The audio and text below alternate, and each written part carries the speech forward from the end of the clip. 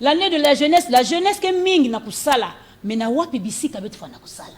Wapi kisalu bet ke kusala. Bisalu lwangoni wapi na. Betu fumbula bisalu lupe yantama ina. Vanaka kusala ti Kongo betu kwena na mantuala, sa Kongo betu pe kwena na mantuala. Ba jeune betu kele. Betu ke na mvingu ya kusala, mebeno lakisa betu pe bisika kusala, betu sala pe kisalu na mutindo betu kufanana, sa betu kuzangula Kongo ya betu. Donc, merci Patricia Nsala. Je comprends bien que Patricia Nsala veut là demander vraiment le changement. Le changement et le développement, le grand changement, le service d'hygiène. Le service d'hygiène soit de plus en plus présent, actif sur le terrain là-bas à Dolizy, là-bas à Mindouli. Dans tous les marchés, dans tous les marchés, dans tous les quartiers. C'est en tout cas la belle proposition de la belle Patricia Nsala. Donner la direction là à la jeunesse. Voix. Et donc, je vais aller du côté de Natacha Moranga, Torioki, Tomoni, Kassiyo, Loba. Non, Loba, c'est pas mon coco. Fais sa bango proposition. Service d'hygiène, il faut un salaire au salaire. Yo posongeli ka service d'hygiène. Parce que, bazo doit salaire. Il faut justifier le salaire. C'est des fonctionnaires. C'est des fonctionnaires qui sont payés. Bango bazo doit gagner l'État. Ils ont des moyens, j'espère. Yo za fonctionnaire à l'État au niveau que de musala te ce cas va passer au poste par exemple il y a ministère d'un côté ministère à commerce pour que ma boutique va trop surveiller biloko comme expirer wana comme bango service d'hygiène à ça la société à l'époque ezalaki ceux qui moto azo sokola mai na ina douche municipal là bas on a 2 jours après pas convocation est commis ah oui ezalaka société ngana zo mona na CAwa partout hein ba toilette ba kumbana ba zipana ba palabala ba hôtel oyo ezana ba piscine na bango ba mai pona ko sokola ba piscine na bango bazo bimisa na balabala service d'hygiène eza wapi donc on tozo tuna ba kitna ite sokanga mna mona ba hôtel ezana ba quartier aza atia piscine na kanisi soko tie hôtel na yo créer il y a peine à vidongeur, à camion à la ou bien créer caniveau moko ça que copimatina grande avenue côté goudron ezali caniveau ezali maïke de la caniveau il y a eu obimisakana Natacha et ça la rabosoton na kombo wa yana lo pango moko basala connexion wana mais soko komo leka wana mama là ta ba avec les misato service d'hygiène faut y comme il faut ça la mosala en tout cas moto oyo azo gérer tutelle au ministère ils ont rattaché le service d'hygiène fois ça la mosala maya douche pe bima la balabala maya douche ezo bima la balabala a commis na ba toilette moto na toilette ya jubu wana a popi vous les petits yango azui yango na balabala service d'hygiène azawapi makambo tozoloba na nzela ya total na moni ba bac la verdate na nzela ya total wana avenue wana exacte ba bac la verdate na moni yango te a verdate asala mosala na ye balongola kambonga ba fonctionnaire pour na verdate balongola kanga 2000 hein balongola kambonga ba fonctionnaire pour na verdate alors a verdate atia ba bac na avenue wana ya total. Et puis, puisque vous avez un quartier reculé, si mon cycle n'a pas de goudron, vers tout le monde a pas de donc, tu comprends que ma petite donc, il faut retenir, ils ont insisté que non, service d'hygiène un plus aussi. Service d'hygiène à Salam Salanaye. Parce que, ok, heureusement pour nous, bon, puisque les journalistes ont la propriété, heureusement que maman a dit ça, Bibiani, toi, à ce que comme la mairie a dit, donc moi j'ai l'espoir. Vous avez l'espoir? J'ai l'espoir. Mais parce que les journalistes, on se connaît, on est très propre. L'espoir renaît. Merci, Natacha. Non, j'ai pas fini. Avec vos propositions. Avenue Ngamaba. Avenue Ngamaba. Soudure, il y a ordure à Verda. Et ça la plein. Heureusement que madame Bibiane Ito Azo Kenekuna, je pense qu'il va mettre la propriété. Dans mon quartier, Zande Komaka na Ruyen, Oyo, Patricia Salazar Lobango, comme au Tchela Bisso, ceux qui ont l'équipe, parce que Bango, Baza jeûné, Oyo, le Kabaton, le bloc on a Bango, et comme au film de Bisso. Non, écoutez, il faut tout ça la salle de Bisso, au du poste, au du aux fonctionnaires à l'État, au Barambo, à l'État. Maman, papa, justifier le salaire. Merci Natacha Moranga. En tout cas, vous comprenez que l'émission est là pour accompagner le gouvernement. Nous interpellons les fonctionnaires véreux qui, depuis qu'ils sont,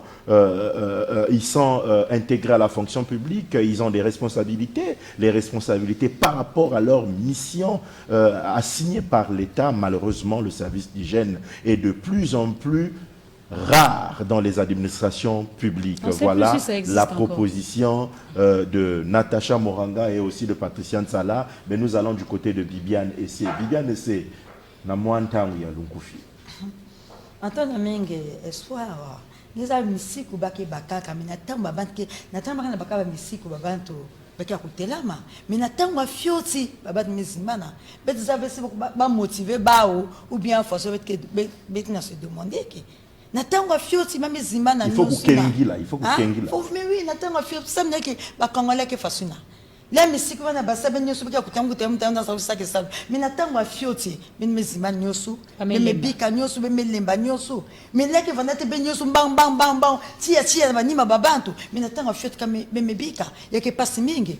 Ngike tala betla tatabana na service d'hygiène samneki. Parce que ngike tala monte na quartier ame yobila maza dushina ame kangi putaka kawa ame basina baba mbaka maza dusha ame mwangisa na sunga dans la moti ki na lutaka ngi beso mesa me luta na quartier kilumu moso wana na Patricia kakawa ndukuzonza fe beto kuma kana goudron beto vana ko beto vana sosta taxi beto tena makana ko sosta taxi mais Patricia lenda ve amezo bibi amuna lenda ve sunga. Mais tu es supermarché, il a la songa. Ba connexion. Ba restaurant ina, ba ke lo samba za mama kwala, maza museka. Mais kuna pata kanivo. Na songa on dirait que sont tous sur la toilette va tout la connexion tina kanivo. Kaka mantoa na sena TV quoi. Kaka wana allergie comme ça mula lenda ve. Bibi ngina wave sunga ya.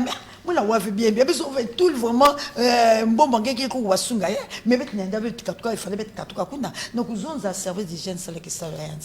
Un salle qui s'aloyant, un telama, un salle qui s'aloyant, parce que qui s'aloyant. Merci Bibi. Nangé mukena ku comprendre que ngeke na kulomba service d'hygiène motindo bampangi. Yann ku telama, mais aussi ba ina keke ba mfumo loyal, c'est-à-dire que ba policier ba ku tatamana na ku kengilila, ba vanda kuna ba lembave. Na mantwala na ntete ba ke tia. Mais moi bilumbu fieti kuluta ba melemba. Et ba nous encore ba mambo atama. Donc ba policier va na ku veiller na mutindo ba bandaka et loina ba pesaka.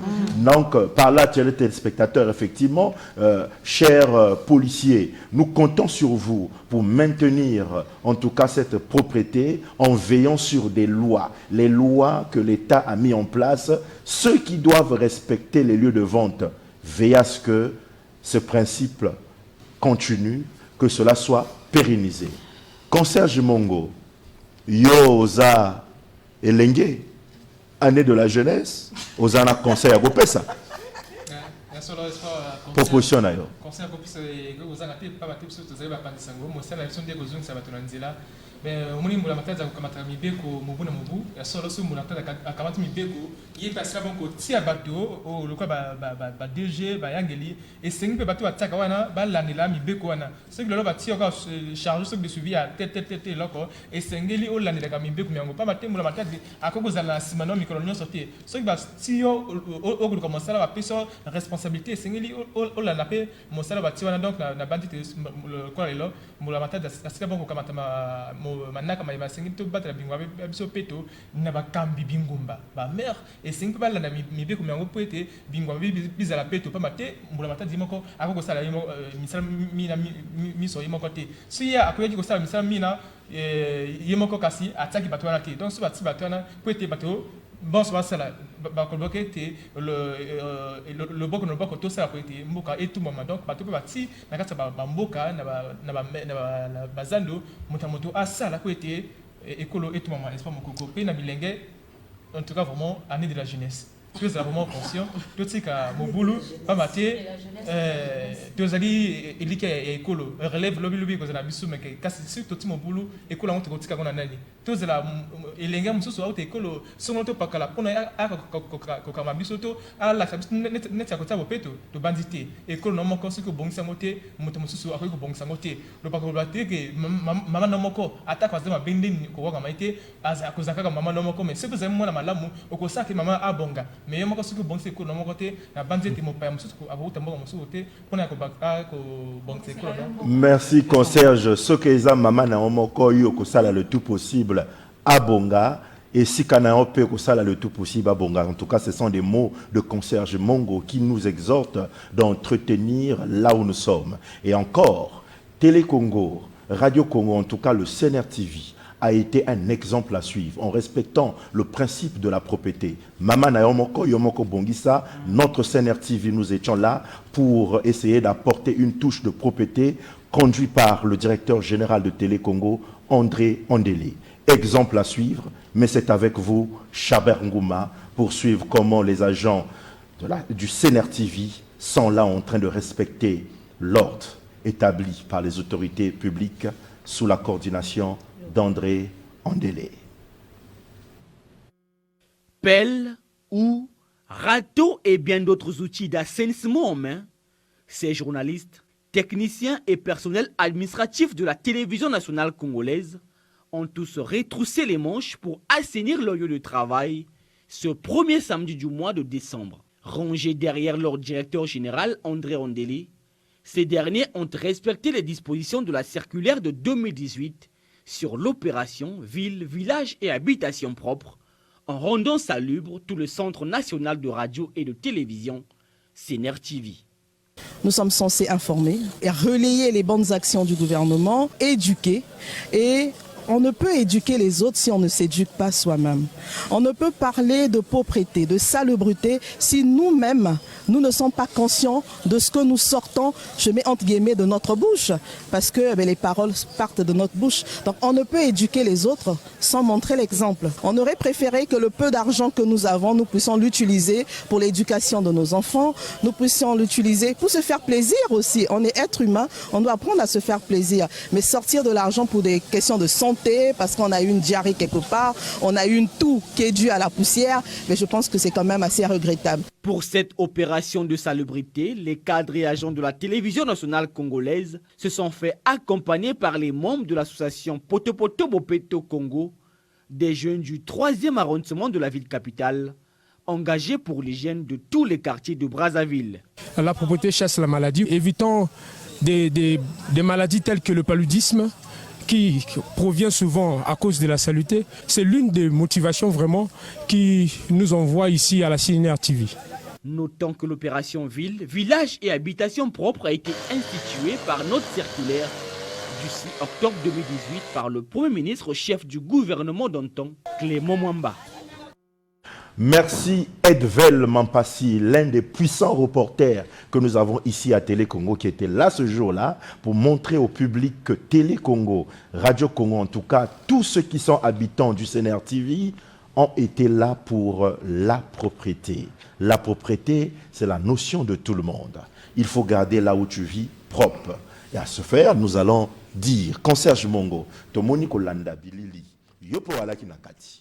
Bisope toala ki nakati to simbaki sengo to simbaki moi eloko pona ko kata mwa nzete pona ko zonga sabisika toza propre uchi oloba kasi loba lisusu ya solo espa mukoko nga pena zaki nakati pa batenga mutasala ki reportage wana mlingala zeni muta service lingala espa mukoko ebi to loto ko lobaka na po etali ko batela bingwa bia bisopetu kasi na tango ya ministre Mokamilo tout le gouvernement Clément Mwamba kamata ka mo sengeli sabaya ya nyonso ya sanza to petela bisika bizingi biso donc ba boutique c'est que fona na ngongo ya 10h kasi na komituna ba to boni ba kutosa ka mobeko moyi Et là, on a un bateau, chaque samedi, il y a Sanza, bateau qui a un boutique, kasi, bateau qui a un péto. Oh, mon béco, mon zaki, pour la été tout battre mon péto, biscuit, biscuit, tous amis, et c'est tout ça, moi, zinga, mon péto, bozala, kasi, bateau boni, bateau tia, bateau tout mon béco, mango. Et là, comment tu veux le balai, là, c'est mon béco, et c'est n'a pas bazali, n'est poussé à la de la, mais béco, mais on va passer à mon sama bango. Pas ma mon péto, pour bien, comme on connaît pas mon coco. Au moni, bah, c'est le batterie, comme batika, Sabaya Yambo, ya Sanza, bon, bakota go peto, le quoi atomo qui n'a su ya Sanza, au commun appelé Bango Subakuzunga, pour la Kosela, Moussa Mona et Mokoko. Et une colba qui était ce que mon bégo Bakamati Mwango, Mosé pendant le lycée qui était, et c'est une tosala, et ils allaient pour la bola biso bon sort. Donc tout ça beau peto, et une tourate que non, tout un boutique, bon, le roi Moninga boutique, n'a pas au Kangama, et une bangala tous mon bégo mangoté, et pas aux hommes la boutique, n'a le bosseur de Pangano, ça beau peto, pété, et coule au pays Isala, peto.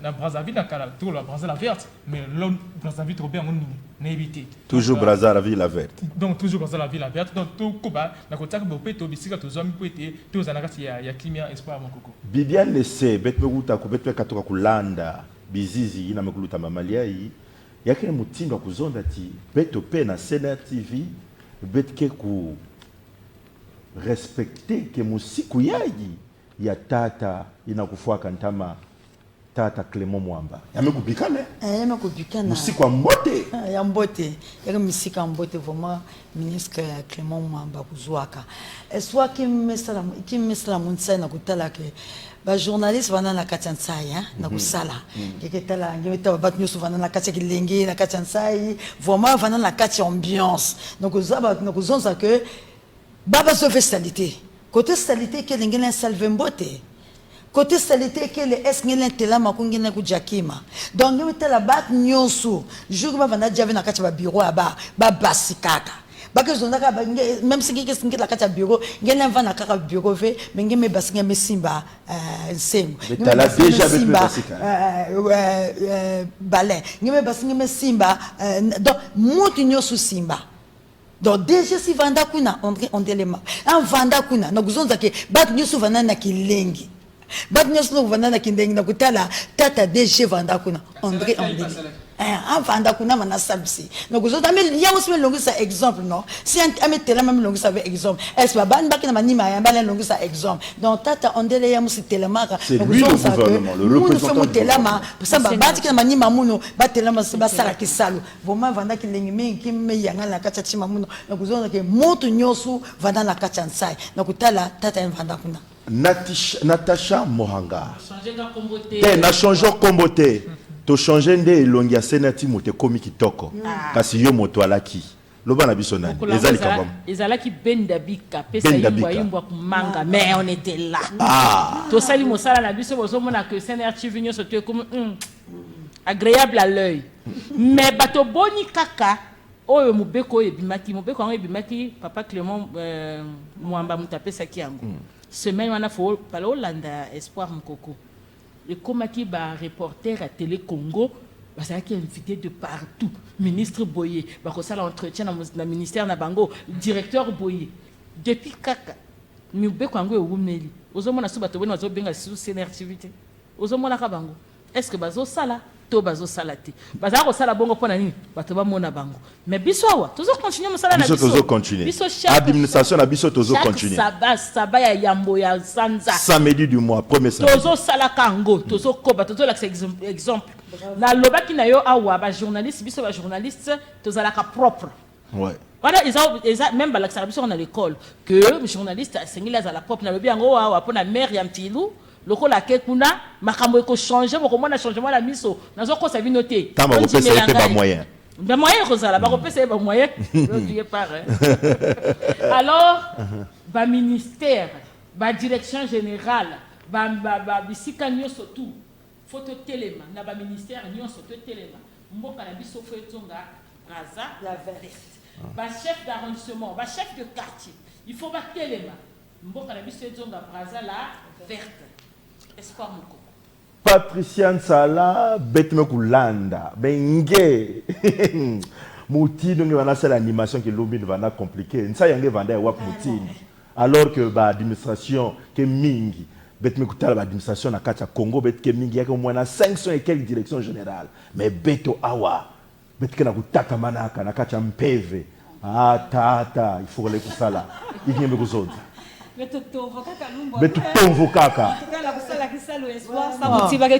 la charité et le bien ordonné commence par soi-même parce que betke na kuolo la bankadulu ya ba bisalu ya kaka ba ina ke kusala ka ya ove ya ba ministère natasha me kutuba ya mingi na mingi me kulemba ke na kusala diaka kisalu ya eve ya ki konto kilumbu ya ntete saba ya ntete konto saba ya ntete ya ngonda awa beti na kwenda na kumanisa ngonda ya janvier ngemeta lati basi ngeketa lati kisaba yente tango ke kukota pe me babantu kwa kevana bandila na kusadila musiku yayi depuis 2018 bakudwa ka depuis octobre 2018 fina vandaka mfumu ya gouvernement de fait tata Clément Mwamba premier ministre ayiti na beto Congo na tanguna tala kati ya kudwa musiku ya isa muti Congo kuvanda pe bambanza na beto kuvanda na kati ya bunkete mais bunkete ome kutuba hiki beto garder ba ville na beto ya quelques entretiens na vanda na kati ya ba ville pe na kati ya ba habitat mais na kati kuna espoir mukoko yaki kaka mutindo kutala beto vingla ba commerçant ba boutique kusadila ka beto yao donc yaki salui na kena kulomba mu congolais to muzingi nyonso na kati ya insi ya Congo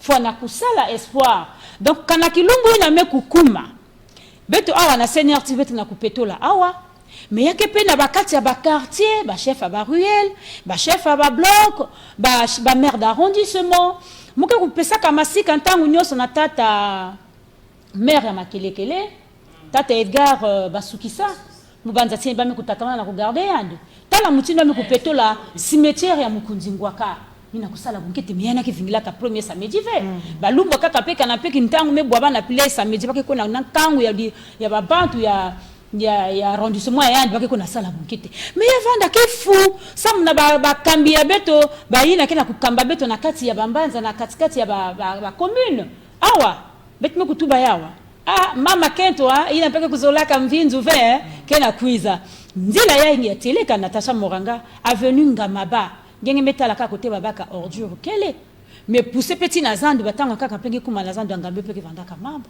kwenda na peka kwenda bisika kaka donc bisika kele kisalu mama bibiani toi kena vingila nge na kati ya mbanda na kati ya commune ya Mfilu kaka pe Mfilu ve mais yake pe jour pe ina pe baka na premier samedi yango mekulunga mais ba mère les na tuba tibuya beti kota même na tel direction beti na peto la pe ba cimetière abetu yaye yebe bikana kaka kumbu cimetière a itatolo mais yame kumafina iki betu vingila kaka ba 1er novembre na kwa idika na kwa tula bunkete mais bana la zone de 2 ou 3 mairies bubia ba population ke kota kuna bisalulu ya wina beno kwa na zenga samuti kote betu mekubika ba mpangi na betu wena kukatukula ka betu ba koko na betu ba bantu makanda betu kufua ka vana pe na kata bunkete va ni na peke na nata pe ba mambo ya mpukumusu ba bivonzi ke na kukota ba ina ke na ba minkwati ba bantu ke na sala bisalu ya imbi tala mutini ba ke na kupena ku simba baba tout ça na téléphone ange mosi bakuza na tangelu fwa mwana l'école ina kana kwa na l'école na kwa na kutanga na katuka na nzila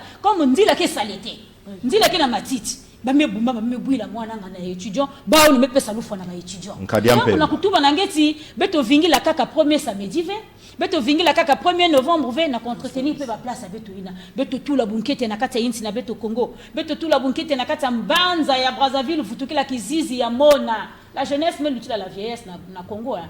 Donc année de la jeunesse recrutez-nous les jeunes beno baka beto ba jeune ba papa ina pe me vanda ntama na ba poste ba ina me vanda gwe kuzola ve kukwena non ngeme sala ngenta mo kulunga pesa beto ba jeune beti na teka banda ngolo pour rectifier âge mais ngolo ngeke rectifier ngolo donc beno pesa inswa na ba jeune ba bantu na tala mpasi merci papa ba jeune mingi na vingila ntangu yae merci kotaka ya nene beno tulo ba ina ke na ngolo ya kusala kisala ba bantu ke tala pe sobolo puisque c'est lui qui en a décrété l'année de la jeunesse. En tout cas, le président... En tout cas, moi je soutiens ça. D'accord, vous soutenez ça. Nous soutenons tous le président de la République qui a pensé à cela et je pense que connaissant l'expertise... Prenez les jeunes, mettez-la. ils vont obéir au mot d'ordre du président de la République. Et ces jeunes ne sont pas seulement à Brazzaville, Patricia Nsala, ces jeunes sont aussi à Wesso, Makwa, Owando, Djambala, jusqu'à Ngo. C'est la route nationale numéro 2 pour arriver à Brazzaville. Mais effectivement, sur cette route-là, où se trouvent plusieurs jeunes, il y a une autre réalité que nous allons découvrir dans cet élément de Chaber Ngouma, Ismaël et Boulondi, la beauté de Dieu, pour nous proposer cet élément. Bakuizaka mingi binama ya kimvuka mfwa Kongo, na nzila ya londe ya isi RN2 na Lukufi, na kitini ya Inye, samna kusala bunkete mingi kukatula matiti ya imekumisa nzila ya ifioti pe, meba na kutatikisa mianzi ya intu ya binati matoma. Betu me constate, l'herbe ke luta awa, nzil ke vandave moisi. Enfin, visibilité ke vandave, yalen provoquer d'accident, yalen provoquer ba mampake. Ni na bet me vanda, bet me kanisa, bet me zonzo vin, faut bet kuiza, bet zeng matiti ai, ça m'a kufungul nzila. Bet ke na projet yi na ya kukweni pe partout. Pourquoi pas na nzila Wesso, pourquoi pas na nzila Yankinkala, vraiment projet kele. Wapi jambu, me yangdi kabinati matoma ba yeyi, me kutonda di banda ya kimvuka AMC. Na luzabu ya beno, manaka yeyi me kubana na kitini ya Inye, kela andama na bisika ya kaka ya nzila RN2. Oui, chers téléspectateurs, merci. Vous avez compris que nous étions là sur la route nationale numéro 2. Et là-bas, les jeunes ont été en action pour faire un grand travail. Et ce grand travail-là, c'est pour respecter le principe de l'année de la jeunesse qui commence à pas de géant, qui commence avec toutes ses forces. En tout cas, les jeunes sont ivres d'attendre les résultats parce que lorsque le président de la République qui en a décrété, il en avait en tête. Il a en tête la question de la jeunesse qui devient assez cruciale. Et nous l'encourageons pour cela. Et Télé Congo est là pour soutenir cette noble vision du président de la République. Mais nous sommes en train d'arriver au terme de cette émission, cette belle émission pour aujourd'hui. Et donc nous allons procéder à un tour de table. Tour avec concierge, avec Natacha Moranga, Bibiane Essé et puis Patricia Nsala. Et puisque j'en ai dit Patricia Nsala, c'est elle qui s'agit. Patricia Nsala, votre mot de la fin. Oui, Matondo Mingi Espoir Mukoko, vetime kuzondi la diame kutali la bunkete na kati ya bainti na beto, na kati ya inti na beto pe na kati ya bambanza na beto, beto fana kulemba vi.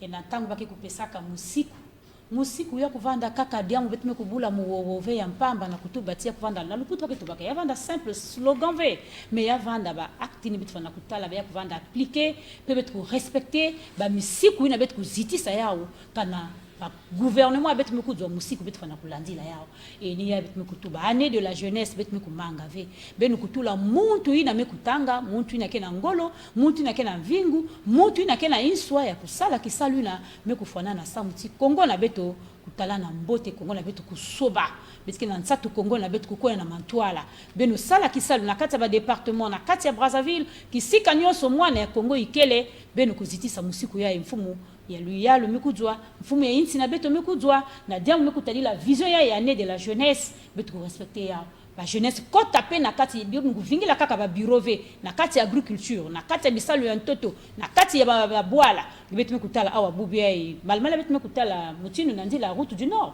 bake na kuidika mais na kati pe na kati ya ba bwala na beto pe yake na ba bantu pe ba ina pe kele pe na ngolo pe na lena kusala donc na kati ya bizunga beno kuzitisa musiku na mubanza ti yake kupesa kilengi na batu nyonso pe mukongole nyonso ke kuyangala. Bibiane Essé, votre mot de fin. Diambo ya Nsuku. Diamba suka fasinga katuna buzoza ngemosia bukete. Beti vana bukete ko respecter ba misiku ba kina kupesa ko respecter ba bisalu lo ke beti kina yao kuzaba ko respecter yao kutula na nzila kubebisa yao ve vraiment ina vana mo amuna ya manchuku. Natacha Moranga to Uchi Olanda me kasili kanisino ya suka pote to komi pe na suka.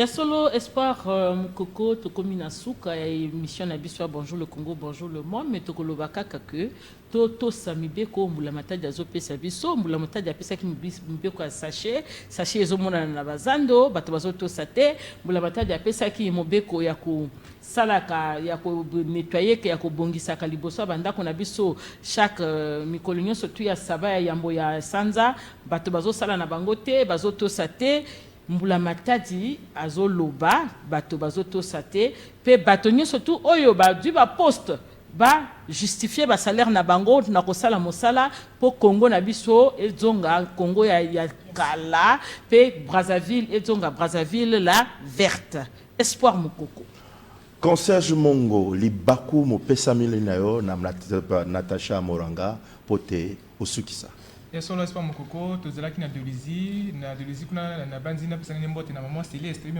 la kali Maman Céleste fidèle téléspectatrice donc akobenga kabiso na maman Céleste kuna na Dolizy to pesa mbote pe yambo na zo senene na yeno na mutuna no to moni ndeko moko atini misala ye bungus muku manasi depuis na lekumu alibi no boko lobaka na minduli pour nité bokweka na la lekumu na bandite espoir akoyela na mutuna mona donc kasi na bisika biso to zomi to batela to tabopeto bo sengi bozala soki bopeto bozalité to bandiete to ko benda makono et pa na biso pe to na papa Serge Amon Kimbongila moyangeli zando enene ya Dolizy soki bopeto botiami kuna abika pe biso to kente ko tala sa to les émissions bonjour le monde que bopeto botiami pa maté atolaxi lo lenge zando ya Dolizy zali mindu pe soki zando ya Dolizy ba si boko tia bopeto bonjour Congo sengi pe elobelango donc na po yango et pepe to zomi bopeto bosengi bozala to zala kata bolingo espoir mokoko Concierge Mongo, Natacha Moranga et puis Viviane Essé, Patricia Nsala, est-ce qu'on peut dire joyeux anniversaire à Sandra Bed Loco, la biche de Télé Congo. Voilà, nous avons eu Ismaël Akiana, nous avons Gladys Ngaoni, et avec vous sur ce plateau, sans oublier Nathalie Foundou également, mais en tout cas la caméra, c'est une équipe qui a été conduite par Jorel Atipo. L'œil magique. Et là-bas, nous avons Gabiza, grand maître Gabiza. Et nous avons Chaber Ngouma, la main d'or, Mokonzia Terrain. Et nous avons Ismaël Eboulonzi, en tout cas, la beauté de Dieu. La beauté de Dieu. Mais sans oublier le petit chinois. Le petit chinois. Bonne Impili. Sur ce, nous mettons un terme à cette émission, chers téléspectateurs. C'est avec le même plaisir que nous allons vous retrouver sous peu. D'ici là, portez-vous bien. Nous vous aimons. Ciao. Mouah.